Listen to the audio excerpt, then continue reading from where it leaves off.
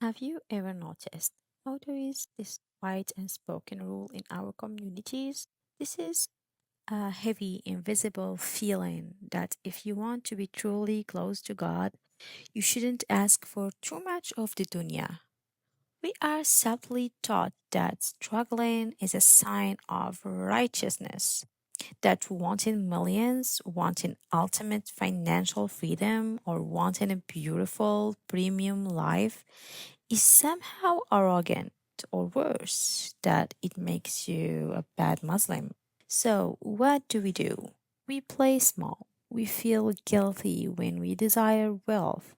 We self sabotage our businesses. We negotiate against ourselves.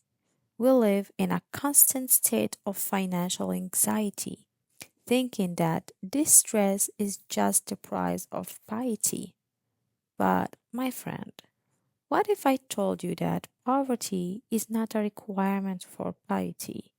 What if I told you that healing your relationship with money and actively building wealth is actually a profound act of worship?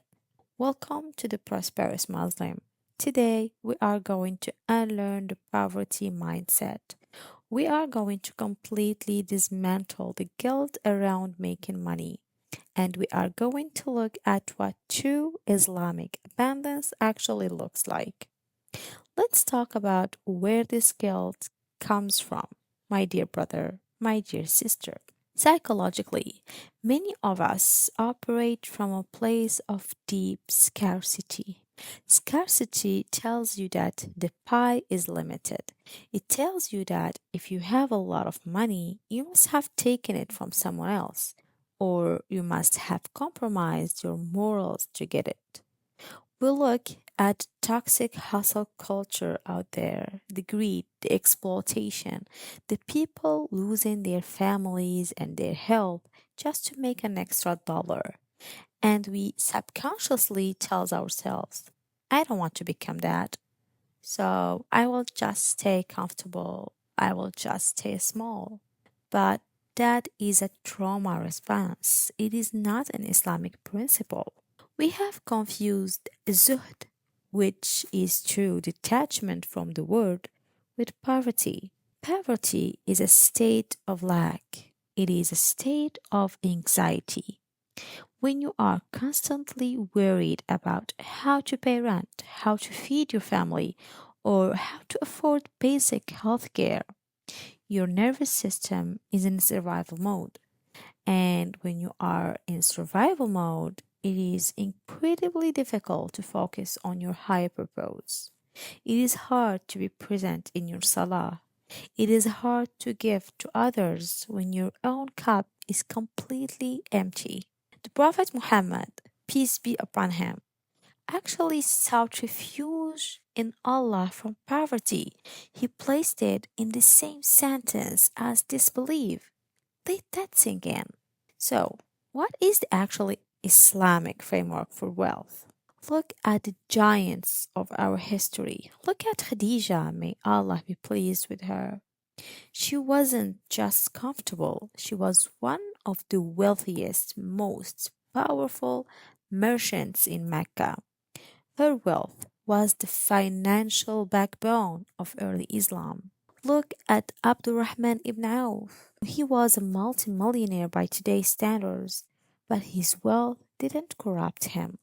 Why? Because of where he placed the money. There is a beautiful saying, keep the dunya in your hand, not in your heart. This is the ultimate paradigm shift. The poverty mindset says money is evil. The prosperous mindset says money is a neutral amplifier. If you are a greedy, arrogant person, giving you $1 million will just make you a more powerful, greedy, and arrogant person. But if you are a kind, generous, God conscious person, giving you $1 million turns you into a massive force for good. It allows you to build hospitals.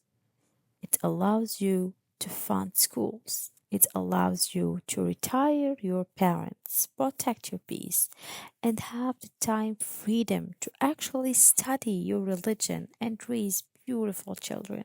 When you desire wealth so that you can be independent, so that you don't have to rely on anyone but Allah, and so that your upper hand can be the one that gives rather than the lower hand that takes, seeking that wealth becomes an act of worship. So, how do we actually heal this relationship, my dear friends? How do we unlearn the scarcity? It starts with three quiet internal shifts. Number one, stop demonizing the desire for comfort. Notice the language you use around money. Do you say things like, money changes people, or rich people are greedy? When you say those things, your subconscious brain will actively prevent you from becoming wealthy because it doesn't want you to become the villain in your own story. Change the narrative. Start saying wealth in the hands of a believer is a beautiful tool. Number two, separate your self worth from your net worth. In Islam, your value is determined by your taqwa, God consciousness, not your bank account. You are worthy of love and respect, whether you have $10 or $10 million. When you detach your ego from your money, you can make clear, logical business decisions without fear. Number three, move from anxiety to tawakkul. The poverty mindset is rooted in fear of burnout. True prosperity is rooted in tawakkul, trust. It is the deep and unbreakable belief that Allah is Al-Razaq, the ultimate provider. The resources are infinite.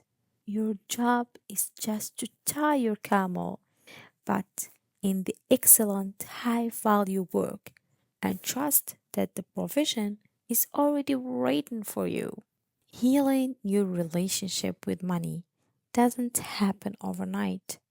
It is a daily practice of catching your scarcity thoughts and replacing them with the truth of abundance. It is realizing that a peaceful, beautifully aesthetic, and financially free life is entirely possible for you without compromising a single ounce of your faith.